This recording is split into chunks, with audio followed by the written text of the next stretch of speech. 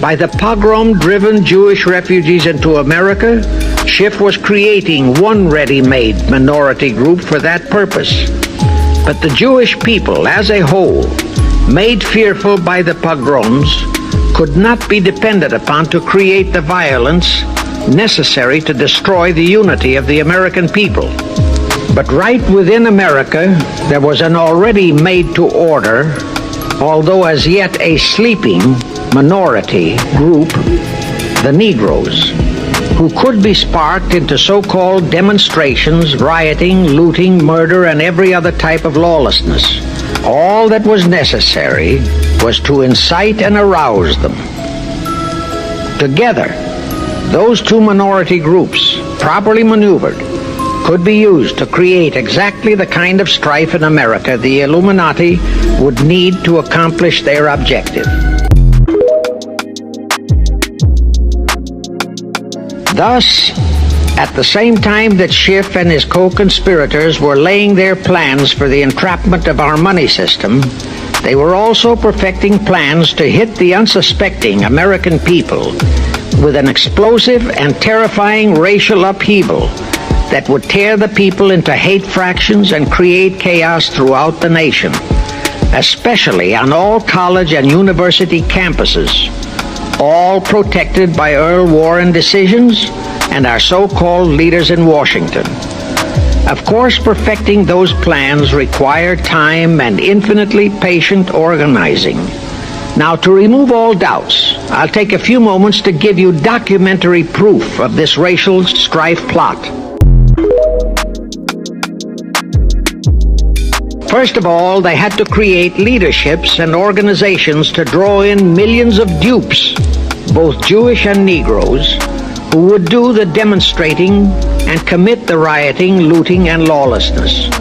So in 1909, Schiff, the Lamans, and other conspirators organized and set up the National Association for the Advancement of the Colored People, known as the NAACP.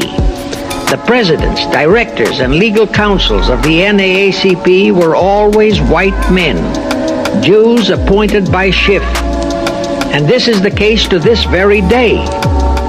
Then, in 1913, the Schiff Group organized the Anti-Defamation League of the B'nai B'rith, commonly known as the ADL, to serve as the Gestapo and hatchetman outfit for the entire Great Conspiracy. Today, this sinister ADL maintains over 2,000 agencies in all parts of the country, and they advise and completely control every action of the NAACP, CORE, of the Urban League, of all the other so-called Negro civil rights organizations throughout the nation, including such leaders as Martin Lucifer King, Stokely Carmichael, Bayard Rustin, and others of that ilk. In addition, the ADL acquired absolute control of the advertising budgets of many department stores, hotel chains, and TV and radio industrialist sponsors, also advertising agencies, in order to control practically all the mass communications media and force every loyal newspaper to slant and falsify the news, and to further incite and at the same time create sympathy for the lawlessness and violence of the Negro mobs. Here is documentary proof of the beginning of their deliberate plot to foment the Negroes into all their lawlessness. Around 1910, one Israel Zangwill wrote a play entitled The Melting Pot. It was sheer propaganda to incite the Negroes and Jews, because the play purportedly visualized how the American people were discriminating against and persecuting Jews and Negroes. At that time, nobody seemed to realize that it was a propaganda play. It was that cleverly written. The propaganda was well wrapped up in the truly great entertainment in the play, and it was a big Broadway hit. Now, in those years, the legendary Diamond Jim Brady used to throw a banquet at the famous Delmonico restaurant in New York after the opening performance of a popular play. He threw such a party for the cast of The Melting Pot, its author, producer, and chosen Broadway celebrities. By then, I'd already made a personal mark on the Broadway theater and was invited to that party. There I met George Bernard Shaw and a Jewish writer named Israel Cohen.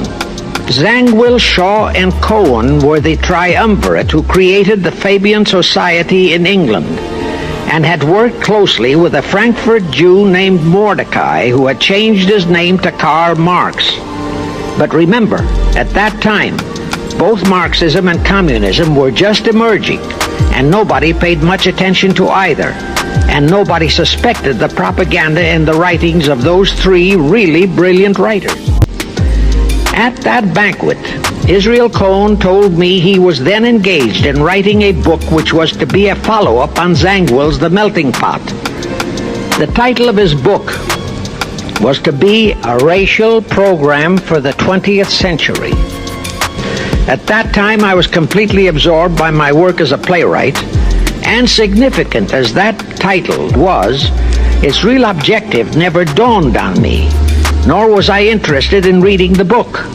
But it suddenly hit me with the force of a hydrogen bomb when I received a newspaper clipping of an item published by the Washington, D.C. Evening Star in May 1957. That item was a verbatim reprint of the following excerpt in Israel Cohen's book, A Racial Program for the 20th Century. And it reads, as I quote, "We must realize that our party's most powerful weapon is racial tension. By propounding into the consciousness of the dark races that for centuries they have been oppressed by the whites, we can mold them to the program of the Communist Party. In America, we will aim for subtle victory. While inflaming the Negro minority against the whites, we will instill in the whites a guilt complex for their exploitation of the Negroes. We will aid the Negroes to rise to prominence in every walk of life, in the professions and in the world of sports and entertainment. With this prestige, the Negro will be able to intermarry with the whites and begin a process which will deliver America to our cause."